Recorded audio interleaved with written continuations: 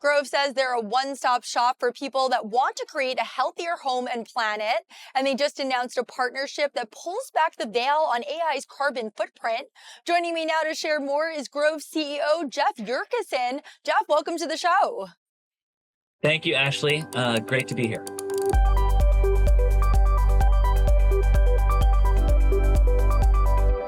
So what services does Grove provide and who are your customers? Grove is the world's first plastic neutral retailer. We're a certified B Corp, we're a public benefit corporation, and as you said, our mission is to try to help customers have healthier homes and a healthier planet. So those customers, we estimate there are about 57 million conscientious consumers who are just looking for some retailer, some destination that they can trust that actually are looking for sustainable and environmentally friendly products. And so what happened was I was at an all hands and one of our employees said, "Hey, Jeff, you're pushing us into AI. You want us to lean into these LLMs. What's the carbon impact? Have you measured that? Like, how should we think about this?" And so today, basically what we are announcing is we're measuring it. We are sharing with the world. Here's our open methodology. It may not be perfect, but we believe in progress over perfection. And I can walk through that and tell you how we're doing it. How is Grove specifically using AI, and why did you decide to integrate the carbon tracking into your AI adoption strategy? We all know AI is the most transformational technology. Like, we're seeing it in every part of our business. Where do we see it? It's everything from how we engage with customers, how we reach out to customers in terms of marketing and creative, how we're engineering behind the scenes to build this online destination. It is changing every single person's productivity across our company.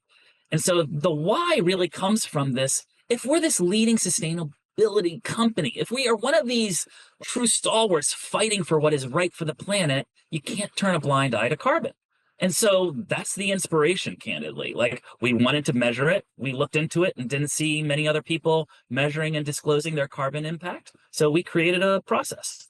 How specifically are you measuring the emissions tied to your AI usage? We partnered with our friends over at Gravity Climate. They're some of the best at tracking carbon. And what the methodology we came up with is pretty straightforward. So we measure compute time, the time a server spends on on fulfilling a query or an inference. Then we multiply that by server time, the power needed for that server given that inference. And then lastly, we multiply that by a grid emission factor, which is basically the carbon emitted per unit of energy based off of the location of that grid. And you put all of that together and you measure the impact. So what we have to do is measure all of the LLM use across our team and other AI tools. For some of the other AI tools, we use proxies to estimate in the non-LLM world what that carbon impact is. And when you multiply all of that together, the shocking thing is it wasn't that high of a number yet. It was only 18 metric tons. And 18 metric tons is only about 6% of our corporate air travel this year. I mean, it's just a small fraction. So to answer that employee who asked me in an all hands, "Jeff, why are we doing this?" We're doing it because we believe businesses shouldn't have to choose between innovation and sustainability. We think the future demands both. And we're announcing it today because we believe transparency creates accountability. So we're publishing our AI emissions methodology for anyone to use or anyone to improve on. All right, and I understand you're going to be sharing it as a blueprint of sorts with other companies. Can you share more about that? Yeah, so it's exactly that kind of that multiplication factor. So all of us need to understand, hey, how much is this compute time? How is it impacting kind of the overall server power and then where on the grid it is? So what our formula covers is energy intensity, data usage, and hardware efficiency. So at the core, what we are trying to do is enable growth to share with the world. This is how you measure AI. Come in this carbon impact and the carbon footprint.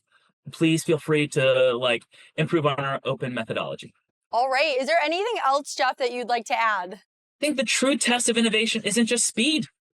It's whether it leaves the world better than we found. All right. Grove CEO Jeff Yurcisin, thank you so much for joining us at the New York Stock Exchange. Of course. Thank you.